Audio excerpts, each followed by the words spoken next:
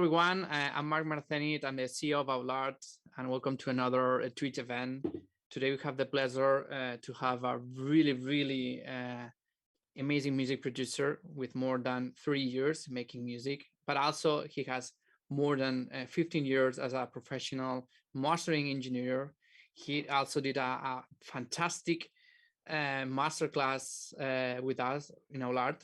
They want to have a really special coupon for today, like have a special discount that the guys are gonna put here in the chat. And we have the pleasure to have Robert Babicz here. Robert, yeah, how are you doing? Hello. Thank you for inviting me. Thank you so much. It's really, as always, it's amazing to have you here. As I said, imagine 3 years, imagine a person, we're talking about a person who has been making music for 3 years, more than 1,000 releases, and 15 years of experience as a professional master engineer. I need to say something. He mastered my first official EP, Trocitos de Navidad, that was really successful back at the time, and he mastered that track on vinyl, and it really helped me so much back in the time. So, but today I want to speak a topic that I'm so excited to hear the feedback of Robert, because Robert has a background on analogic mastering, and obviously if you don't know him, really check his mastering services on his website. He's doing mentorings. He also have the masterclass. He's a really guru in analog mastering, but also, you know, we are facing the digital area, you know, and it's so funny to talk about streaming mastering services, you know, in terms of with a person like Robert, you know, like having these two sides. And he said like he wants to have so much to share. But before going forward, please let us know, where are you watching us? Which is your nationality, you know, where are you watching us? If you have questions, please, it's gonna be fun. If you have questions, please use the chat on the Twitch event. We want to be answering the questions, especially at the let's say like last 20 minutes of the event. We're gonna be answering questions. We're here to have fun and to learn. But that's what the meaning of Aulart. So Robert, thank you so much again. And before moving forward, I would say, how do you see today the mastering in streaming services? General picture, don't go too detailed. How do you think it changed since the era of CD and vinyl to the streaming services? Deep question to start. Yeah, it's a deep question. I could speak for hours about this, but a lot of things changed. And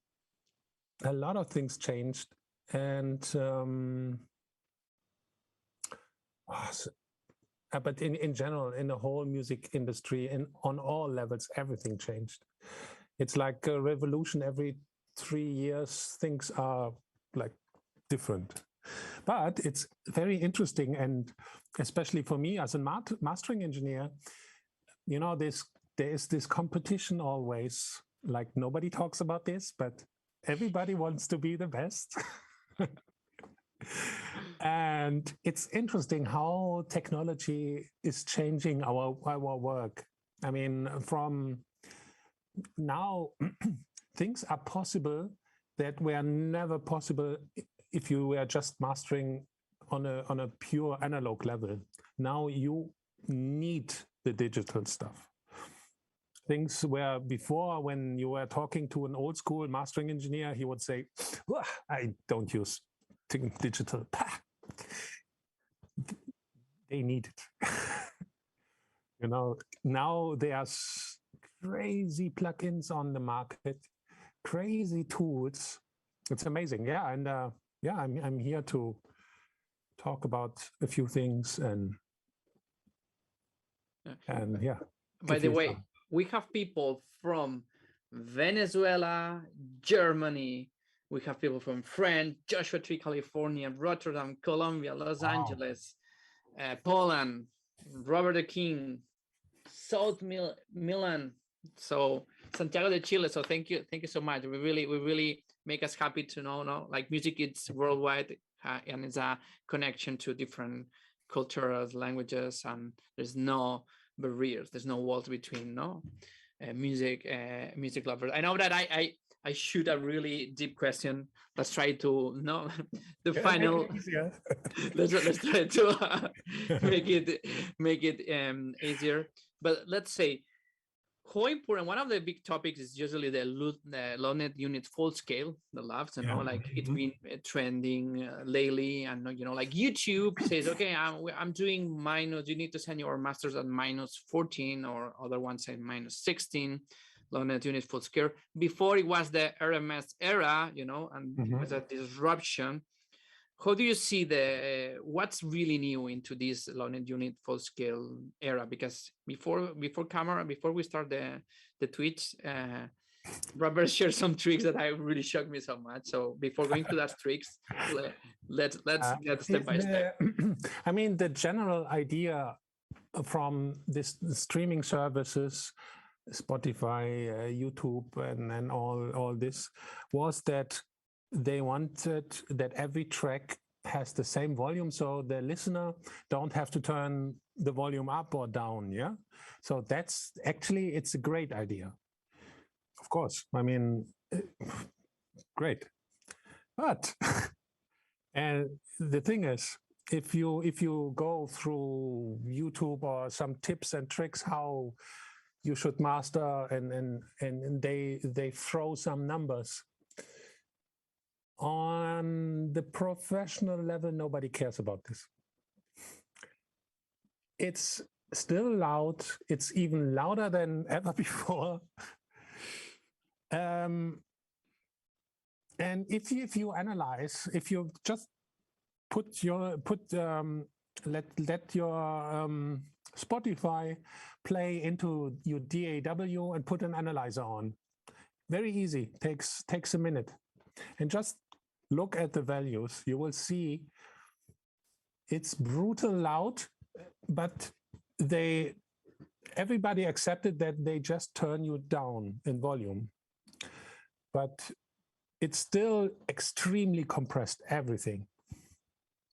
Really. And even it comes to the thing that when they started this whole thing with more dynamic, I thought, okay, sure, why not? Let's do it and make like, because I'm an artist myself and I have a label, so yeah, let's make some music a little bit more dynamic.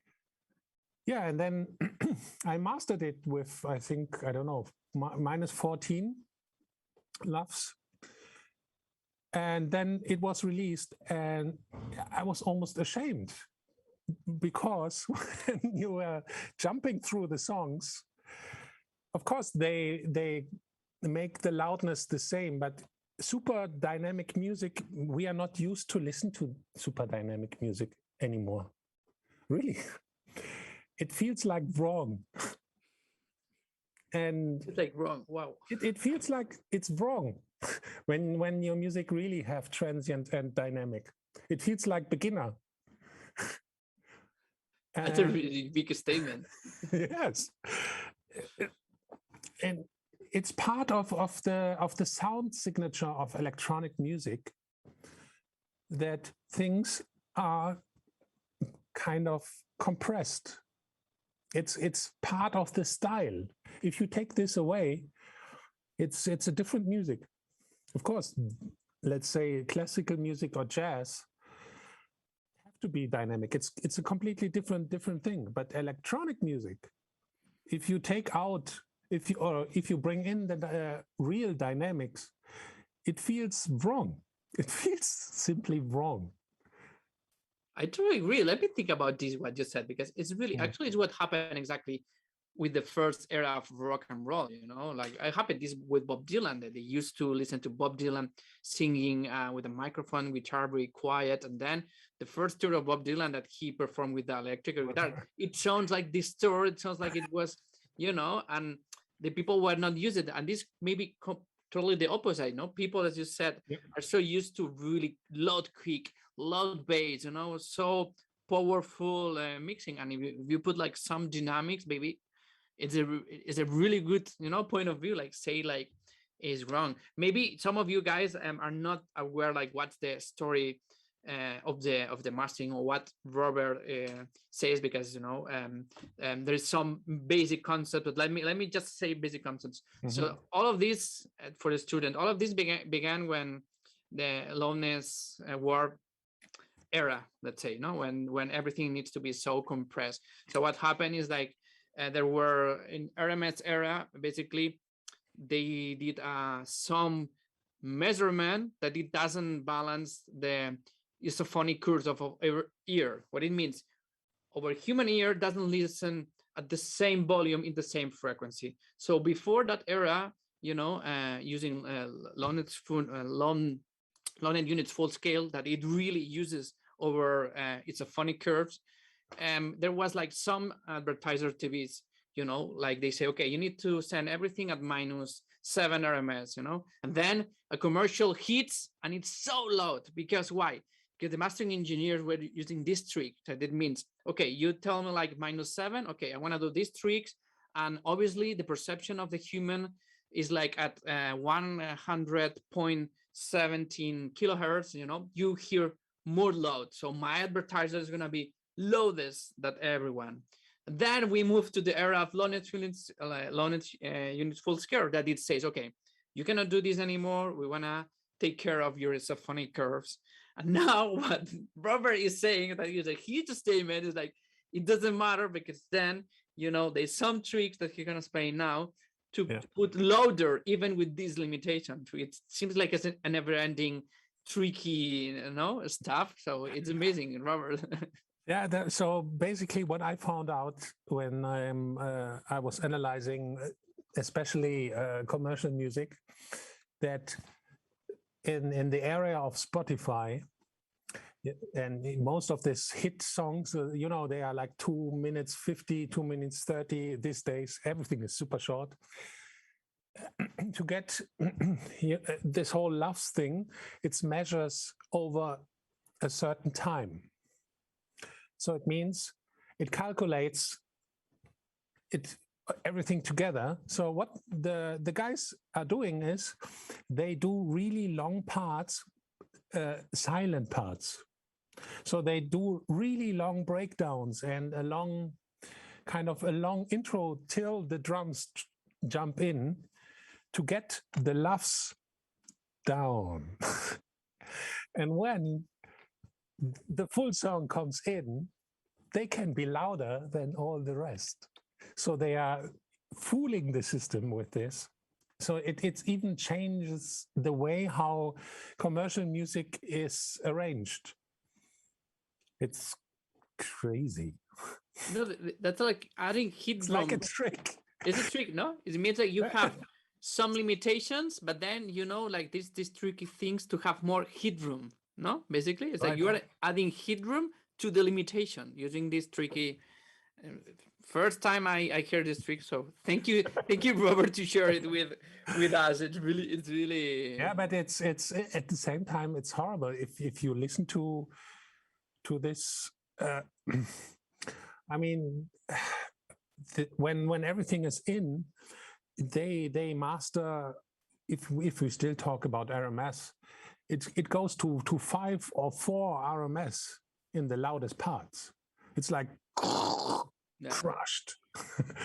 And then you have the super long soft parts, and then comes this big the maximum, and it's just pure, I don't know, it's audio cancer.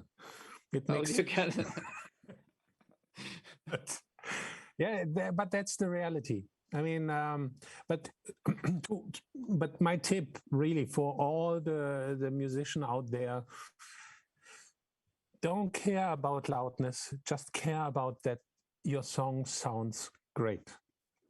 That's the only real thing. Make the song great and be careful that it sounds great. The rest is not really a problem.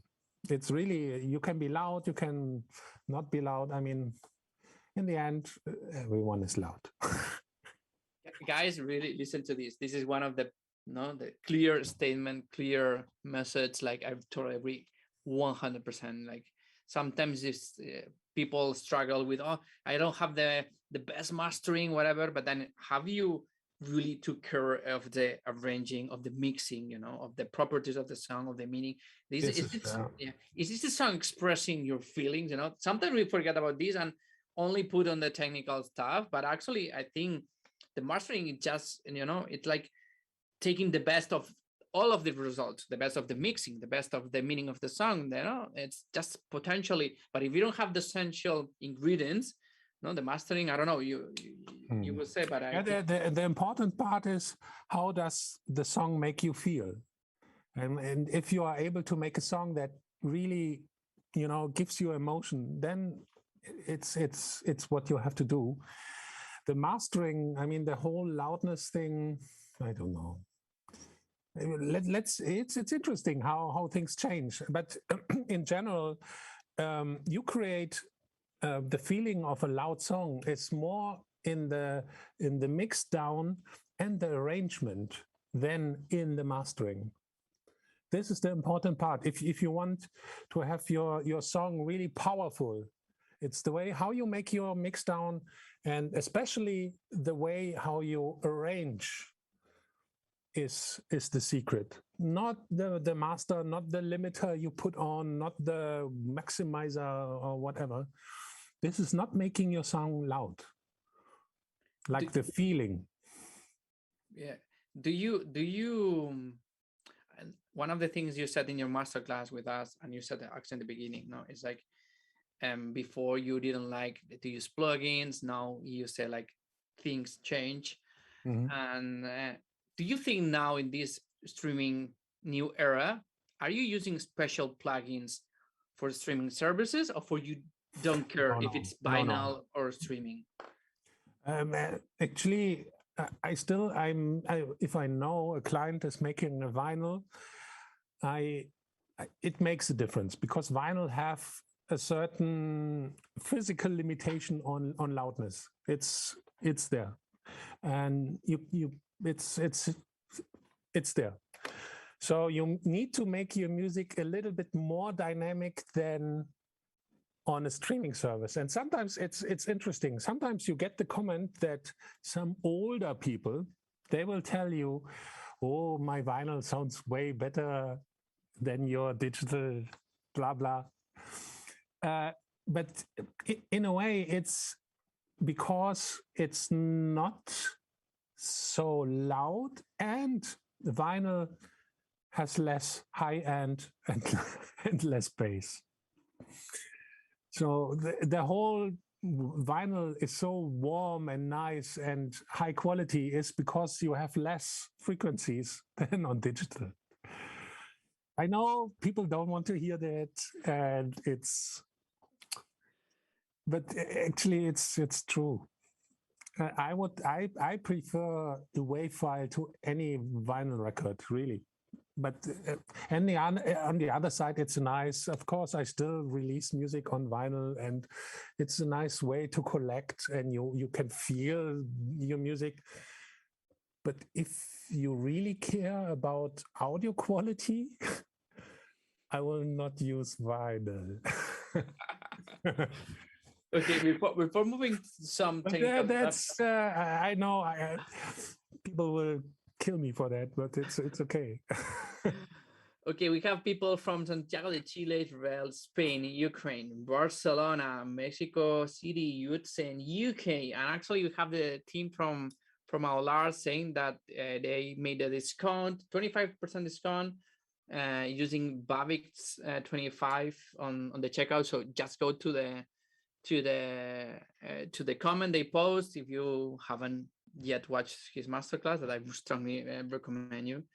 And people from Denmark. It's so many people around the world.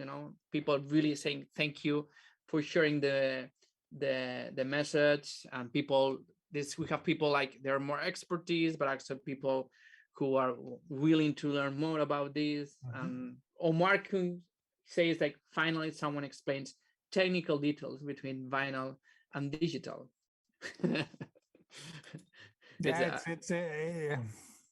it's just a sad reality. Which plugin? So what would say? So now focusing on a streaming service, do you recommend any specific plugin for like 2 different or 3 different specific plugin you are only using for streaming? No. Mastering, no. There's no special.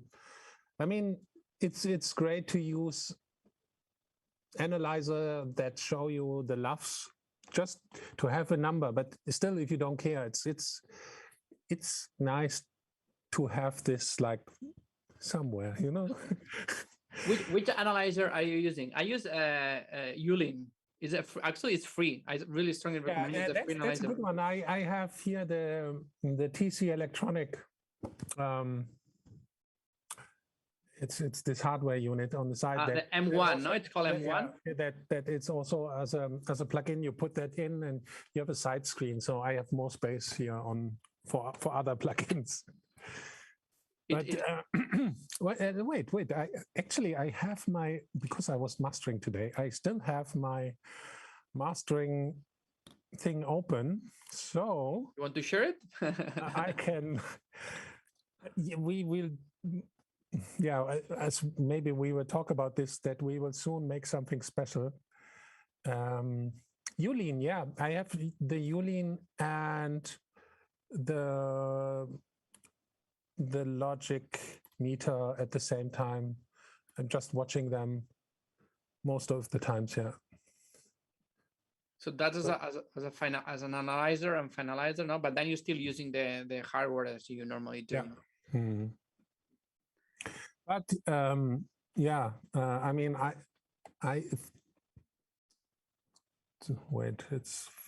use 3 limiter in a row in my chain these days. You see, if you remember right on back then when we did the first masterclass, I was not using any limiter, and I was just overriding my converter. And these days you have amazing plugins that emulate this. I remember that trick that it really blew my mind. And now you have really cool plugins that do exactly this technique, and it still works really nice to keep like have the music precise. Yeah, of course you have to control that things are not going out of the range and sound distorted. It's always a balance of things, but it's it's interesting. Like just a few weeks ago, I understood that before I was cutting, I was making the low cut, like taking all the low stuff away quite a lot, and now I understand what frequency approximately. Yeah, I mean it's always between this 20 and 30 before, and now I somehow feel if I let things in my own music, I make the arrangement so that I can leave more of the bass and really play with this feeling, because music changed actually. There were new styles are coming up right now, and some of them have amazing bass. So, and if you cut too high, you are cutting away like the root note of the song. So you have to be careful. And I cut less than ever before.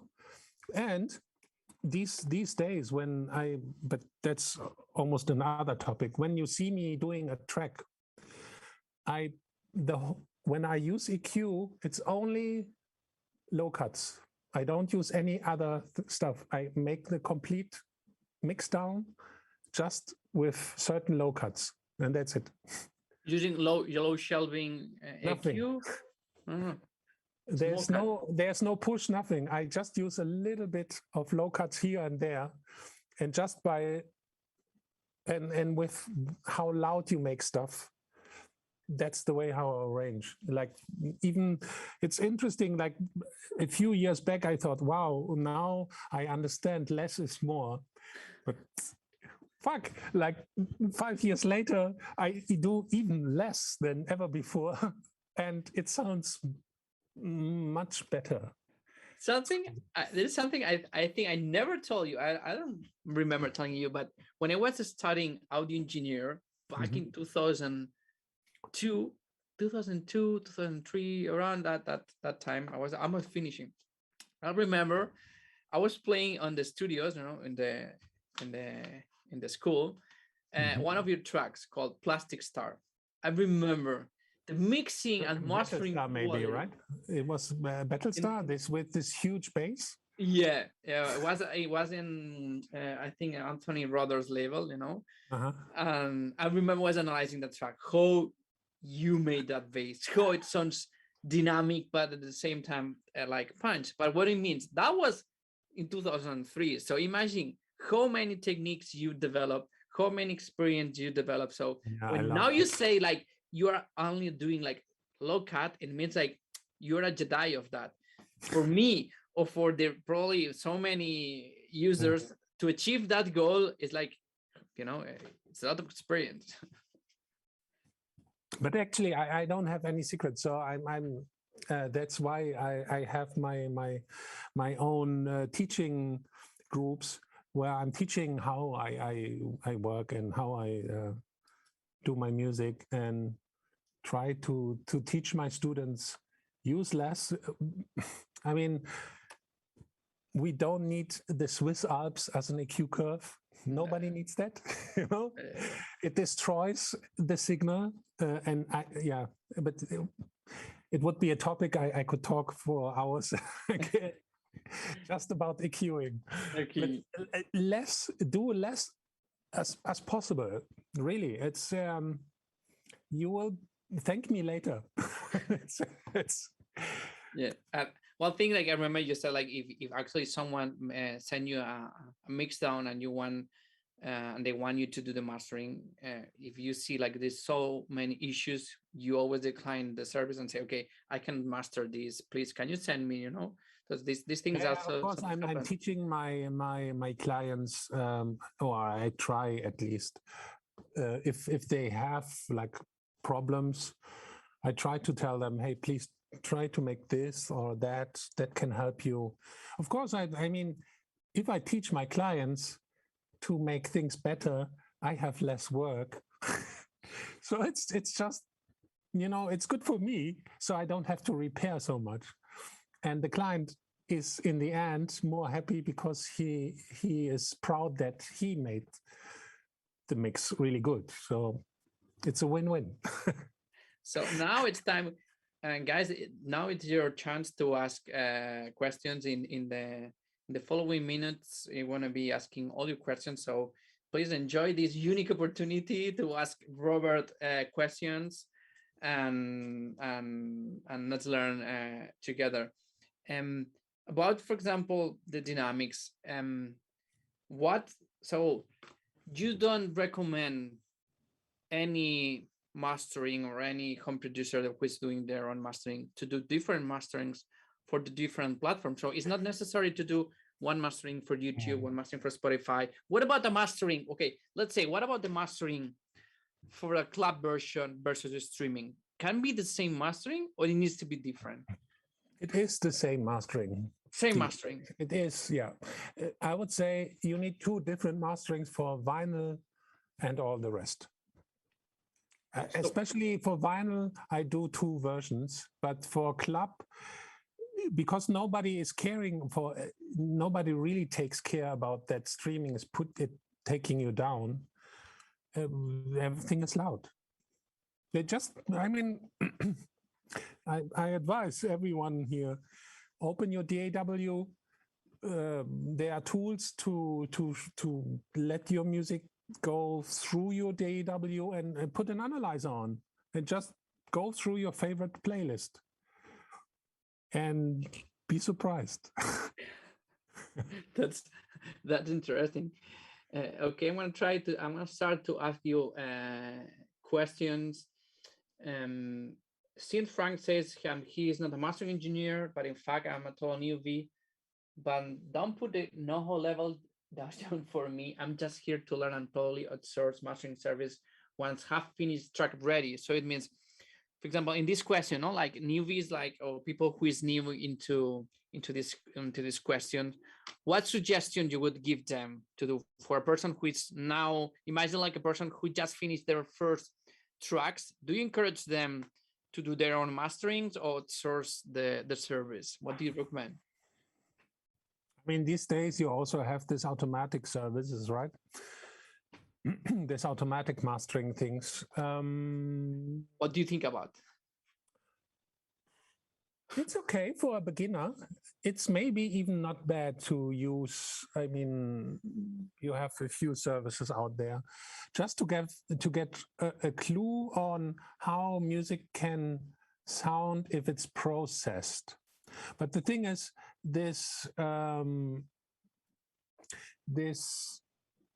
services, you don't have a human really listening to your track and understanding the track. It's all about numbers, and they do a certain process, and it's the same process on every track.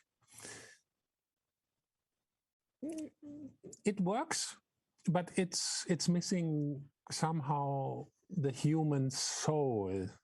But I know it's maybe in 10 years or 20 years when the artificial intelligence is analyzing our music and can analyze how the track will feel, maybe then we don't need any mastering engineers anymore. Possible, really. But till then, it's still great to have a human. And maybe, you know, I have clients who come to me, they mastered their release on a streaming on this digital thing, and they feel it's okay, but somehow there's no magic in the tracks. And they come to me and they try me as well, and then the difference is always it's a difference. I mean, I'm constantly updating my process. I'm always searching the internet, everything. I talk to other mastering engineers, always try to understand what can we do better, which process is possible to update. And it's constantly, I'm constantly changing my setup a little bit here and there, little tiny things, because I want to get better and better. And I think this mastering services, they have one certain algorithm, and it's the same. It goes. I mean, I don't know if they update their way every week, but I don't know. That's something to check. Definitely. Would be interesting. Interesting. AZ special guest says, what is your opinion about mastering engineers asking for -6 dBs pre-master? I mean, I have this as well, but actually it's actually it doesn't matter. Doesn't matter. In the end, the only thing that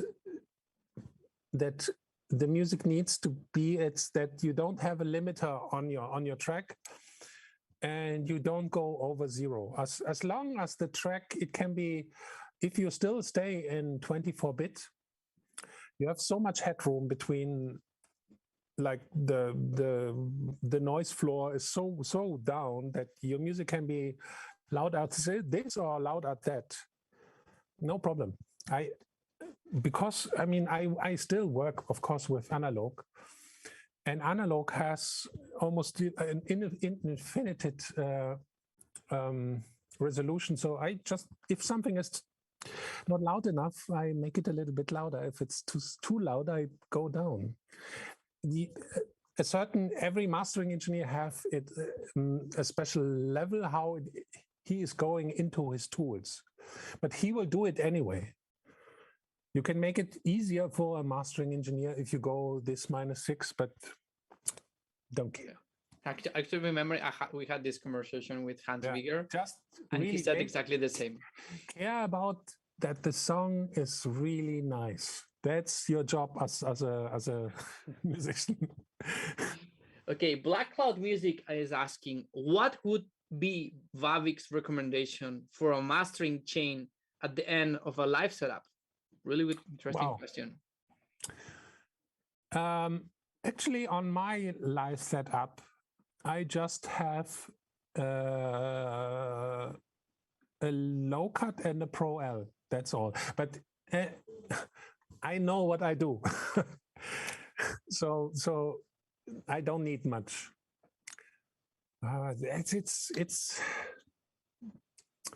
It would be different for each kind of style of music, where I would recommend different plugins, I would say. So very difficult to answer this question, but he can contact me and maybe I can help him.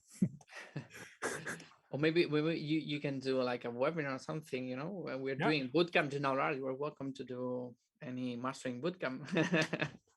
I mean, anyway, I mean, you didn't mention this, but we plan to do a mastering bootcamp here with Aulart.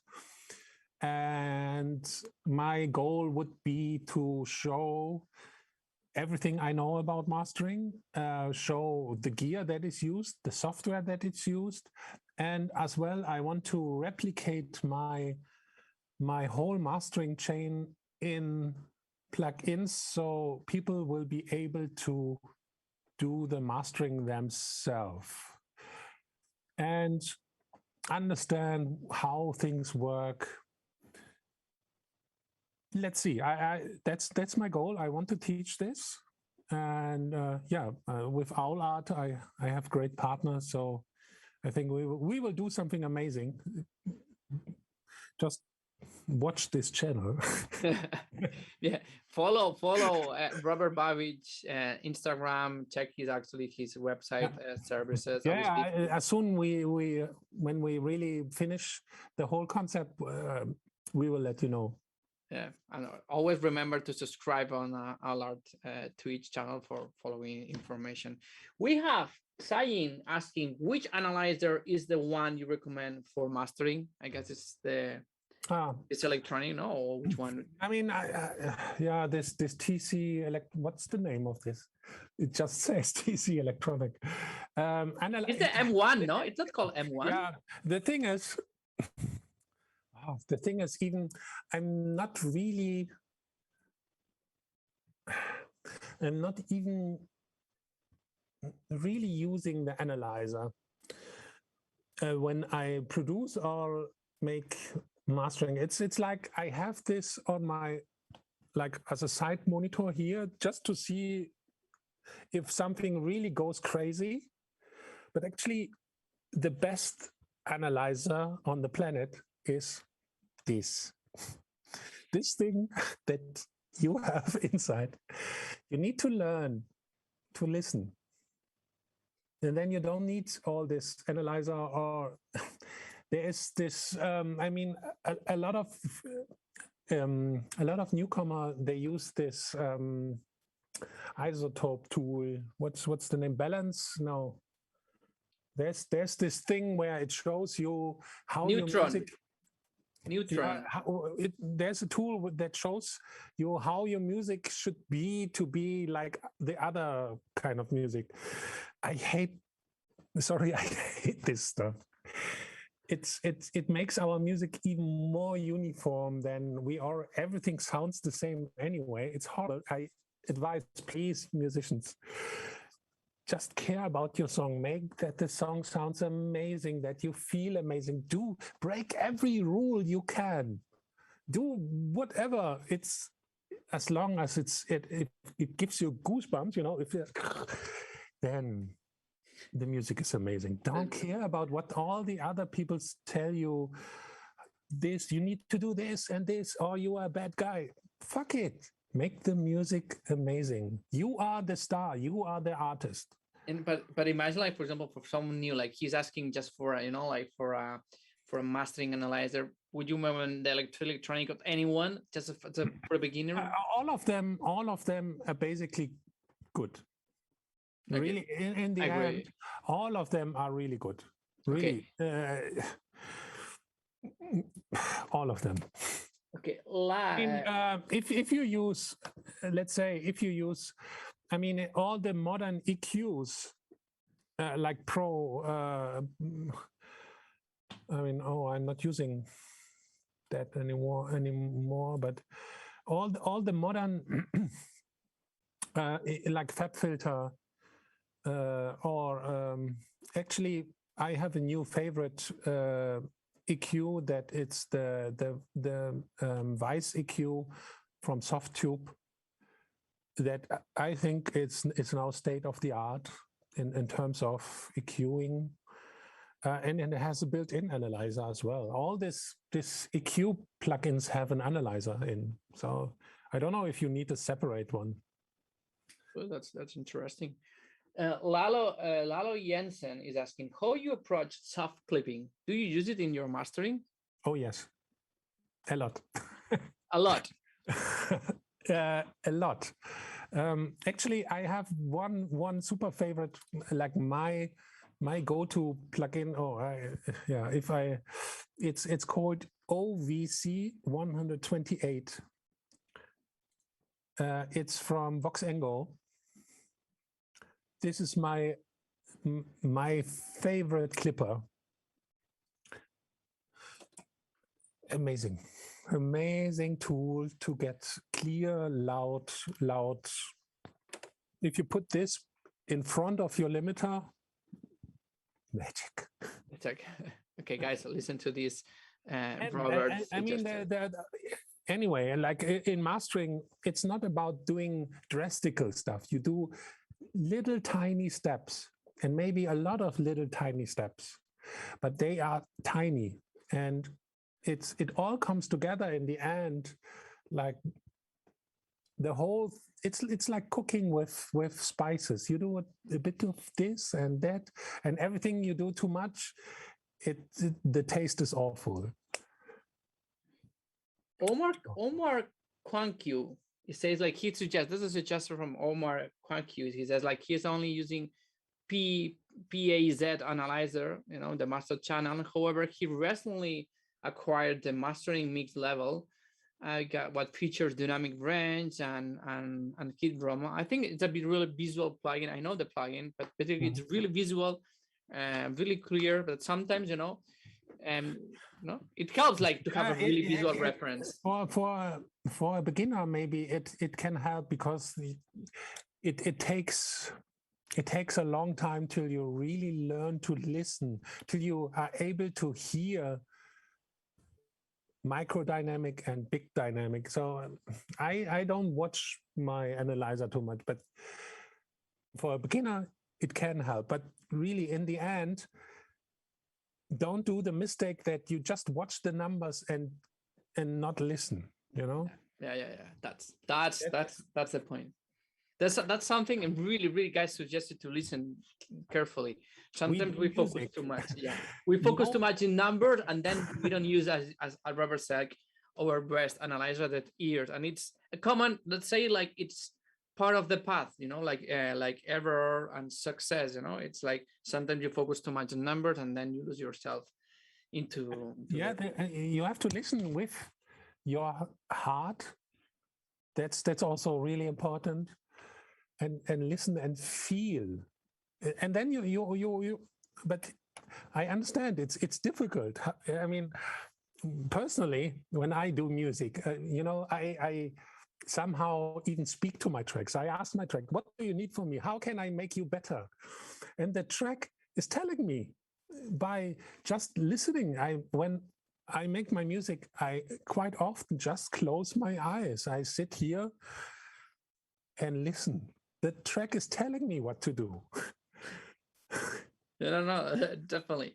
Okay, Velocet 909 says your trick to keep the transients in compress. Again, so your trick to keep the transients in compressed music.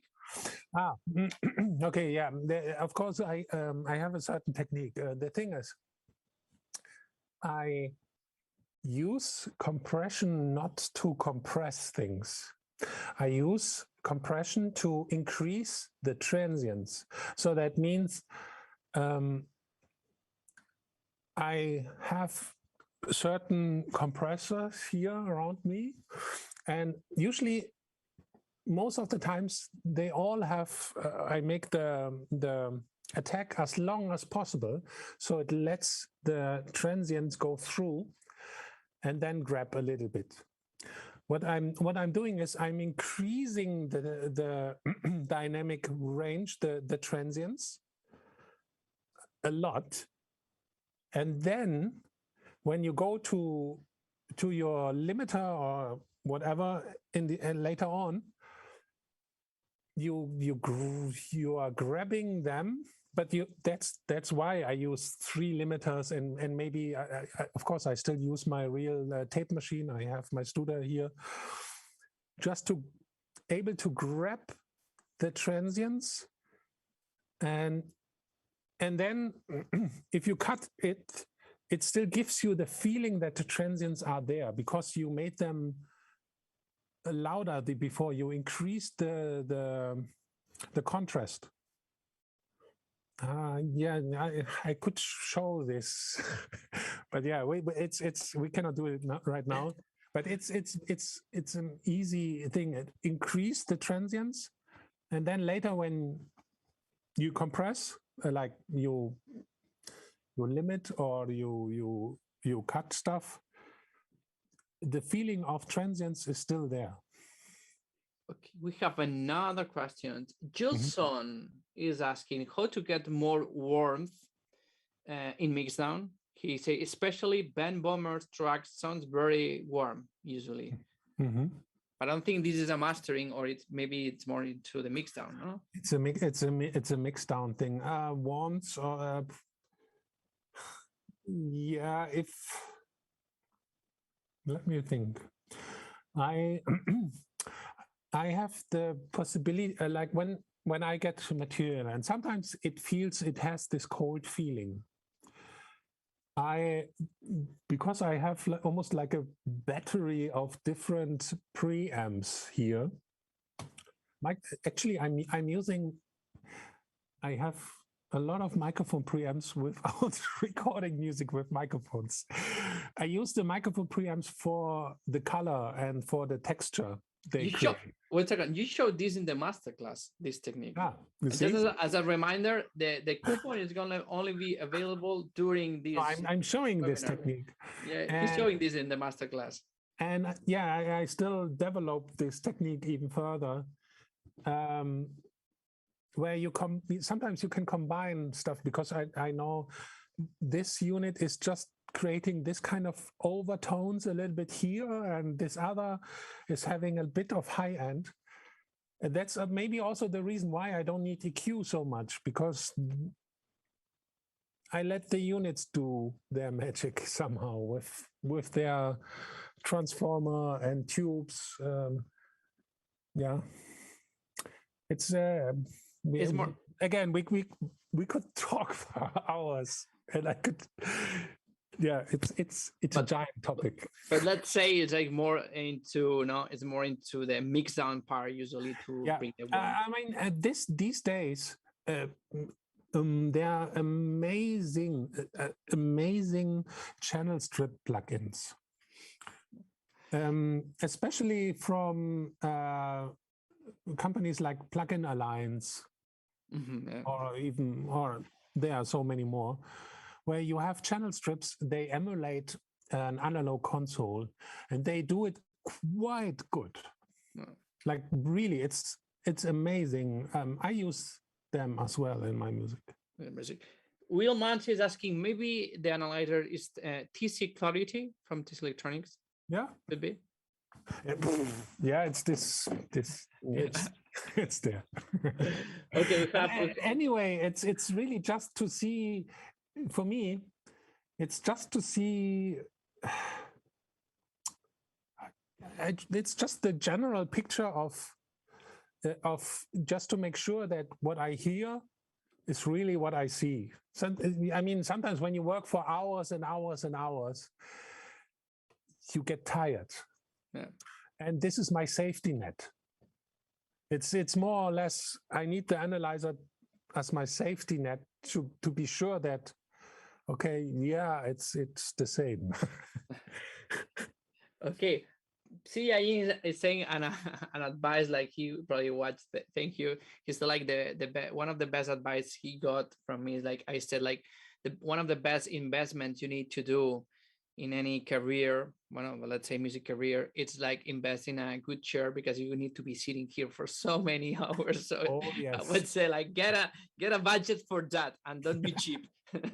Yeah, but as well, a really big topic that most people don't see is the acoustics of your room where you make your music. You need to be able to listen to what really is happening in your music. Yeah. And most people, they buy gear, more synthesizer. Well, if I have this synthesizer, I will be the king. If I have this compressor, if I have this blah, blah, blah, and I need to buy this plugin and that, and I will be the best of the world.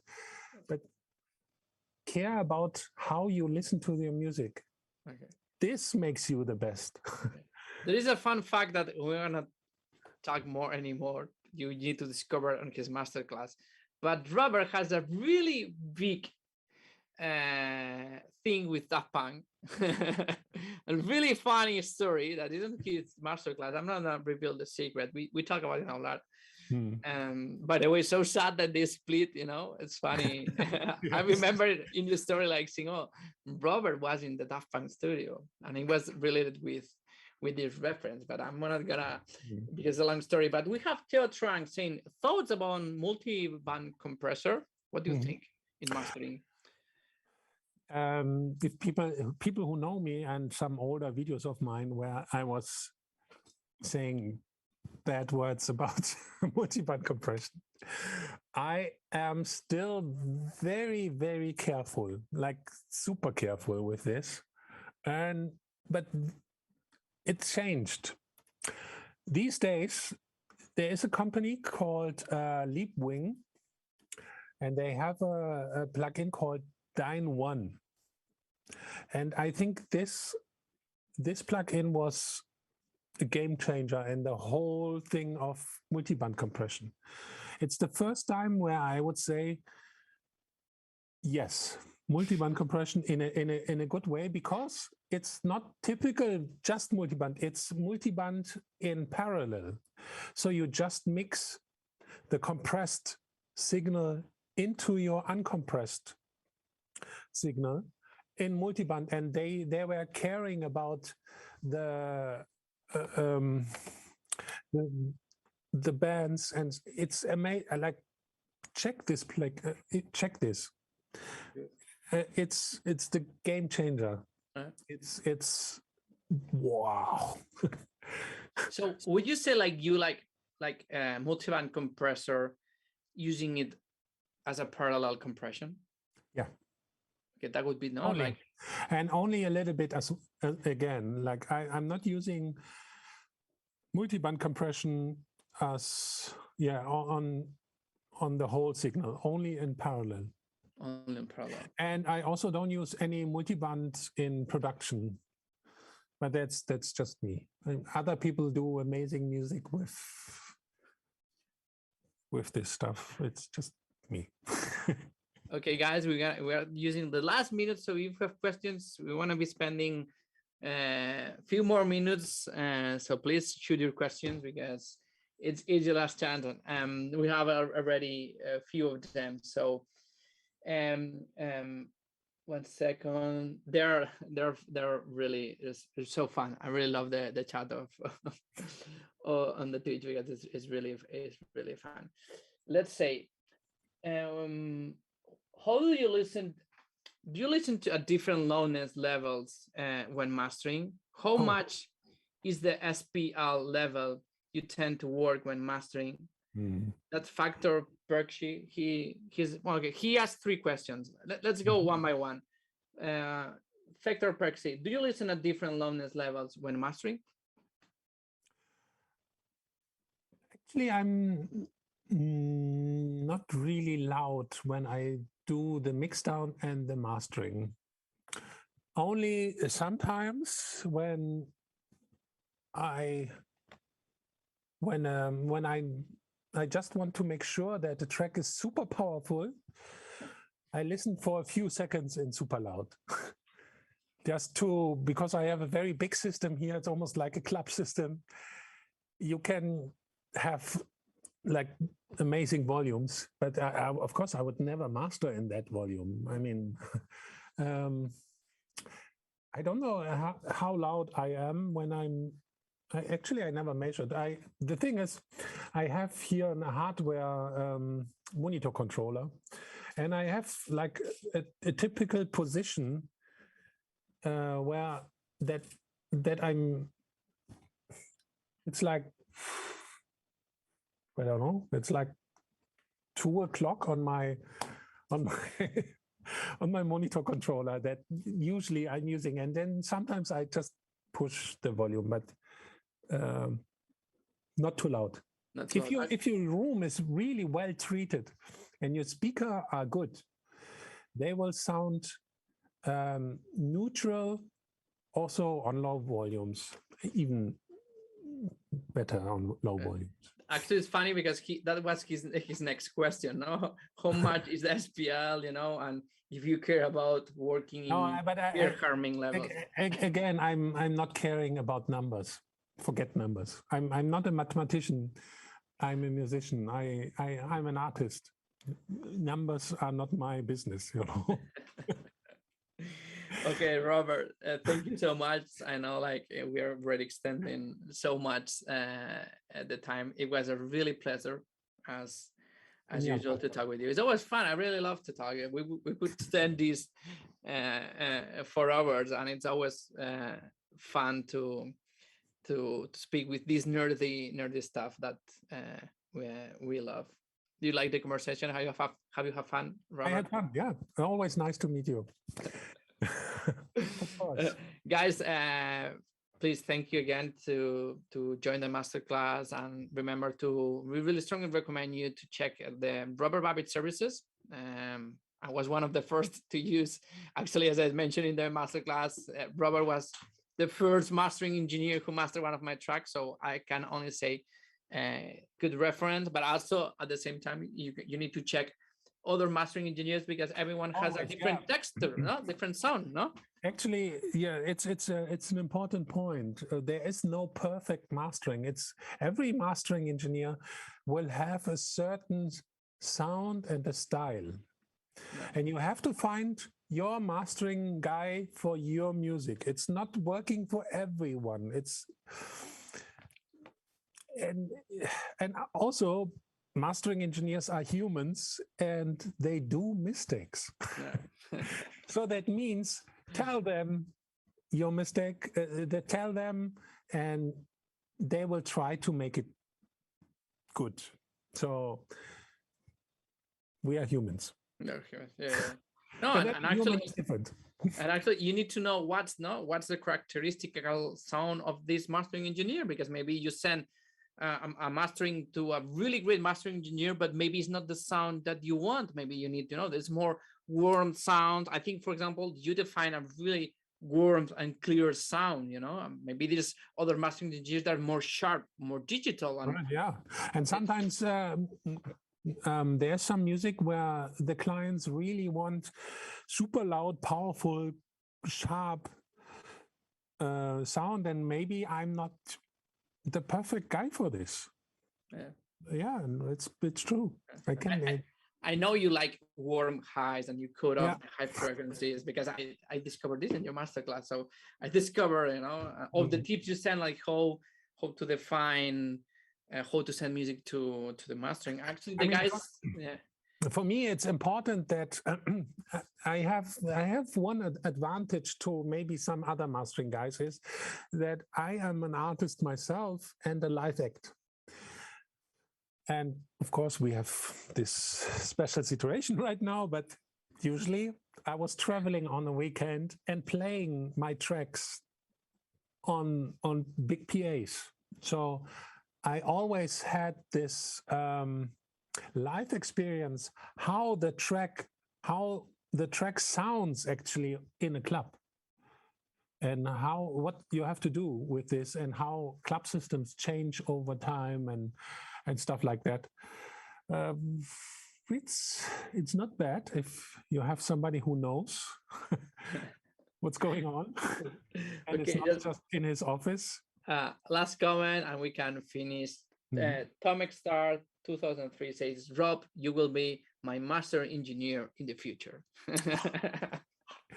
But maybe I'm the wrong one. Who knows?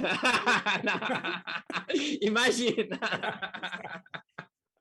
Of course, I want to make my clients happy. Always. Okay, Robert, thank you so much. It was a pleasure again to talk with you. Thank you so much to everyone. Remember to subscribe to the channel and see you soon. See you Bye-bye. Bye-bye.